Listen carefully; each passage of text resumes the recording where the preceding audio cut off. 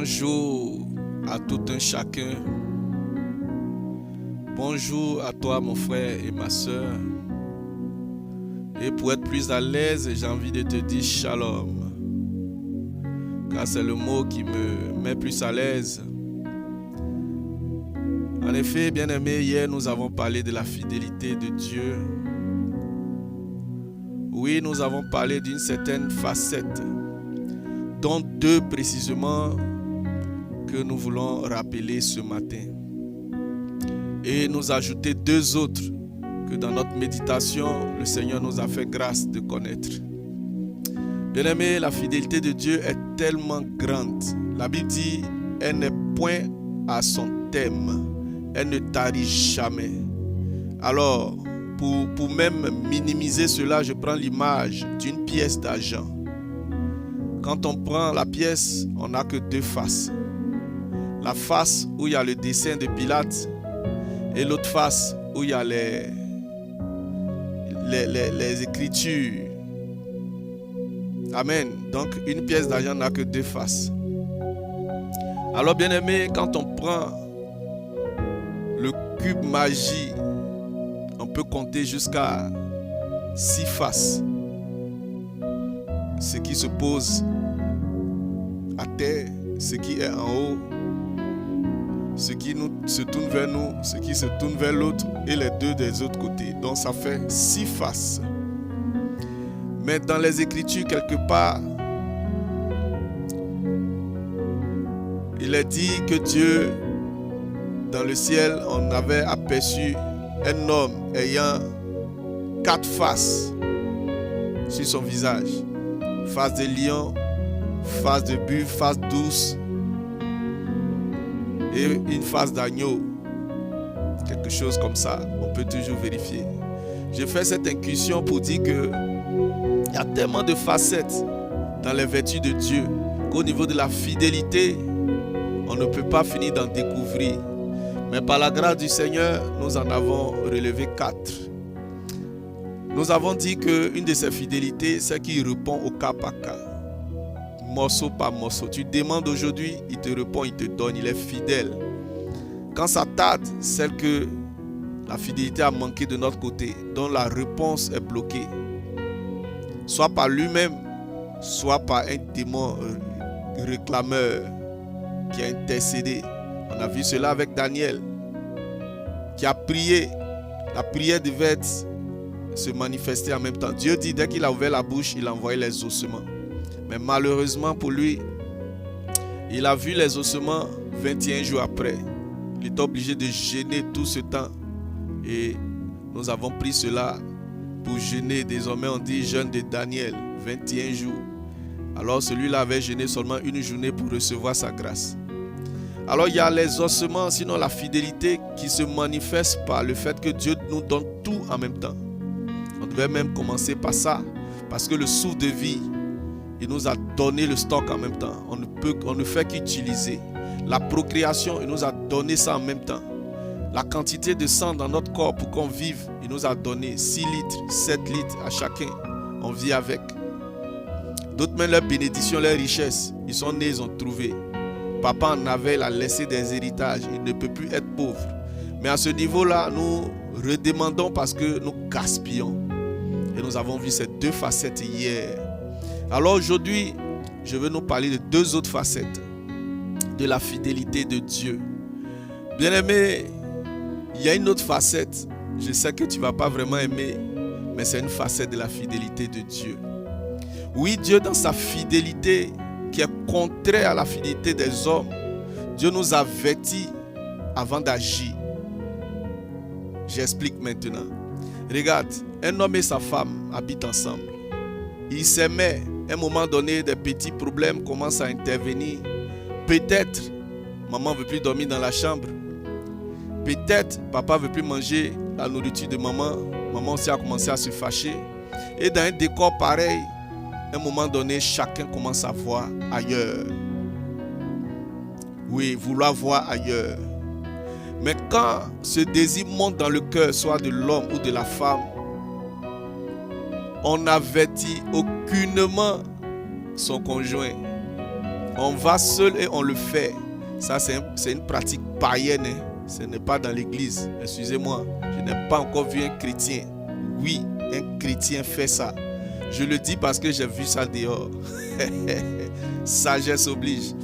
Alors, donc cette façon de faire là, ce n'est pas de la fidélité. Ce n'est pas de la fidélité. Dans ce domaine-là, Dieu a une certaine fidélité qu'il applique à nos vies. Je vais vous lire un verset et vous allez vous rappeler de l'histoire. Il a dit à Moïse, tu verras le pays devant toi, mais tu n'entreras point dans le pays que je donne aux enfants d'Israël. Pourquoi? Parce que Dieu était fâché. Dieu est fâché contre son serviteur. Mais au lieu qu'il se cache pour faire les choses, ce n'est pas bien, ce n'est pas être fidèle. Être fidèle, c'est même si on veut faire ce qui est mauvais, il faut dire à son ami, il faut dire à celui à qui on veut faire. Toi là, tu ne payes pas mon argent, je vais t'envoyer à la police, je vais t'envoyer à la gendarmerie. Tu dis ça une fois, 2 fois, 3 fois. Quand tu envoies la convocation, c'est vrai, ça lui fait mal, mais il n'est pas surpris. C'est de la fidélité. C'est ce que Dieu a fait avec Moïse. Il a dit à Moïse, tu n'entreras pas. Et Moïse n'est pas entré. Pourtant, c'était son serviteur, le oint qui divise la mer par la grâce de Dieu. Voyez-vous, et il y a eu plusieurs cas comme ça. Il a dit à David, tu es l'homme selon mon cœur. Mais David a dit, bon, je vais acheter un terrain, je vais te bâtir une maison. Il dit, bon, tu peux acheter le terrain, mais tu ne bâtiras pas parce que tes mains sont des mains de guerrier. Si tu bâtis ma maison, ce n'est pas bon. Ça peut faire mal, mais Dieu est vérité. Jésus est venu, il a dit, je suis le chemin, la vérité, la vie. Mieux vaut dire la vérité que de faire des cachotteries. C'est aussi une fidélité. Parce qu'il est fidèle à sa parole, mais en même temps, ce qu'on a fait qui ne lui a pas plu, il peut nous le dire et le faire. Certains sont dans l'église, ils savent. On a commis des choses. On sait que pour ça, dans nos prières, Dieu nous a dit dans nos cœurs qu'il va nous réclamer cela. Il va nous punir. Et il a fait. David avait commis l'adultère avec Bathsheba, la femme d'un soldat qu'il a finalement assassiné. Mais quand il est allé se repentir, il a roulé à terre. La Bible dit son visage même était dans le sol. Il a creusé un trou, il a mis son visage face contre terre. Là. Pour lui, là, il a enterré son visage. Mais c'est zéro. Dieu n'en a pas fait cas parce que il lui a dit clairement, pour ce que tu as fait de mal, je te pardonne, mais tu vas payer. Voyez-vous, donc ça aussi c'est une fidélité. Dieu peut faire ça. Alors je vais parler on peut discuter, on peut en dire plus, mais nous allons circonscrire pour ne pas faire long aujourd'hui.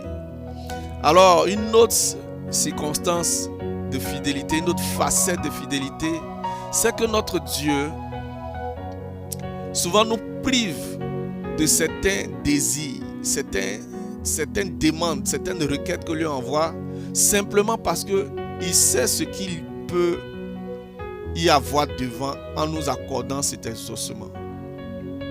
Oui, il sait qu'on encourt souvent des dangers, des expositions à des situations. C'est pour cela qu'il refuse parfois de nous exaucer. Ça aussi, c'est de la fidélité. Je te donne le tableau tout net. Voici un père qui a un enfant. Et cet enfant-là n'a pas encore 15 ans. Mais comme le parking du père est chargé de voitures, son enfant se lève et dit, papa, moi je veux avoir une voiture. Je veux que tu me donnes une voiture. Le père en a suffisamment pour en donner. Mais ce qui va faire qu'il va refuser, c'est que l'enfant non seulement n'a pas l'âge, il ne sait pas conduire, il n'a pas de permis et la route est dangereuse. Si dans sa bonté, il dit, bon mon fils, tiens la clé, tu as une voiture, prends la plus petite, en tout cas, la compresseur va rouler. Il sait que d'ici 1 heure de temps, on va l'appeler pour lui dire un gros camion de sable quittant Nyangon Lokwa a écrasé une Mercedes noire compresseur qui ressemble à la tienne, immatriculée Tohu Tohu Bohu Bohu. Va voir.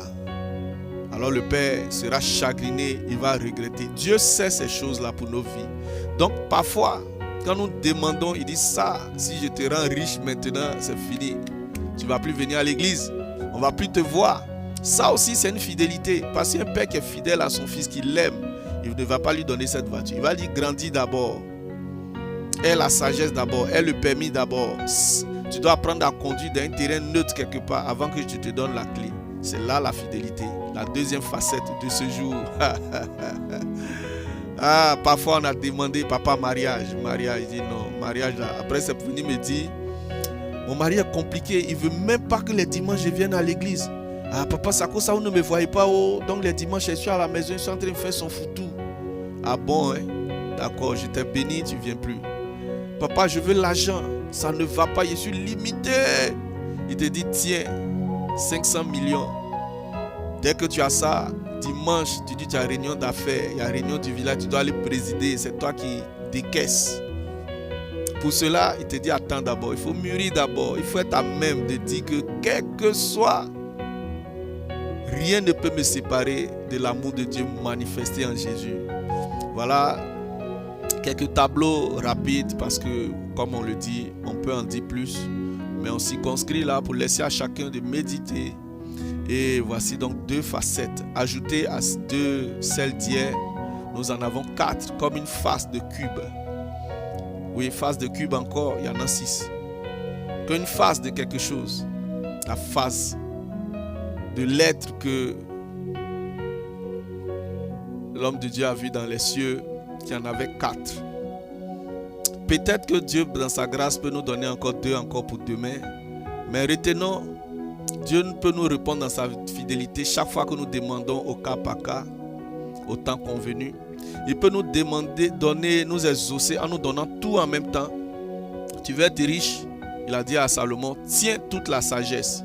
C'est à lui d'en utiliser. Et on a vu ce que c'est. L'Ecclésiaste, les proverbes, Cantique des cantiques et tout le reste.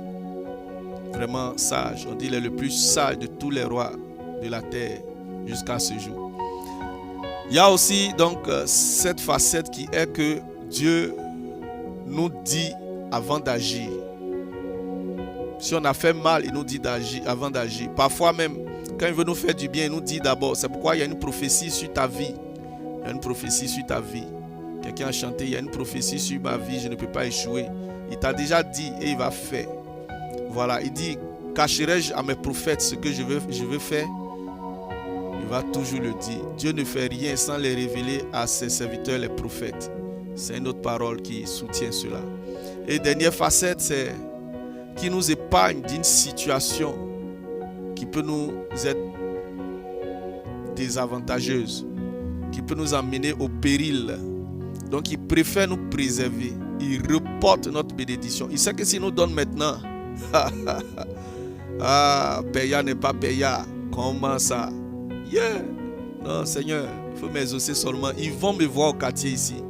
Ils vont me voir. Dieu n'exauce pas ce genre de prière où le cœur jaloux demande quelque chose pour démontrer, pour montrer la puissance. Ils vont voir que moi je suis un ouin. Quand je prie comme ça, 18 personnes tombent. On n'a pas besoin de s'auto-glorifier. C'est Dieu qui reçoit la gloire. Amen, amen, amen. Alors je vais prier. Seigneur, merci ce matin pour cette parole. Nous venons de recevoir 2 facettes encore, Père. C'est que Seigneur Dieu, dans ta fidélité, tu nous dis et tu fais. Soit pour nous bénir, soit pour nous punir. Parce que David a dit, ta houlette et ton bâton le rassure. Le bâton c'est pour chicoter, la houlette c'est pour nous ramener sur le droit chemin. Seigneur Dieu, souvent même tu nous prives de l'exaucement, de la grâce, parce que ça peut nous exposer, ça peut nous faire perdre, comme les riches qui ne peuvent pas aller facilement au ciel. C'est comme si c'était un chameau qui devait passer par un trou d'aiguille. Ô Seigneur, ce matin, fais-nous grâce. Accorde-nous ce qu'il faut. Prépare-nous dans le secret et donne-nous maintenant, afin que sur cette terre, nous voyions le royaume de façon palpable et tangible au niveau matériel, au niveau social, au niveau professionnel, et j'en passe. Merci notre Père. Béni soit ton nom, au nom de Jésus. Amen. Je finis avec cette pensée de Paul qui a dit, enfin qui a écrit, mais c'est Dieu qui lui a dit, ma grâce te suffit. Frère, Tu ne guéris pas totalement. Ce qu'il a déjà fait, accepte. Sa grâce te suffit. S'il te guérit totalement, tu peux utiliser ta bonne santé pour te perdre. Ça, c'est une pensée. Réfléchis là-dessus et on s'écrit en inbox. Shalom, shalom et ciao. Agréable journée à chacun. Amen.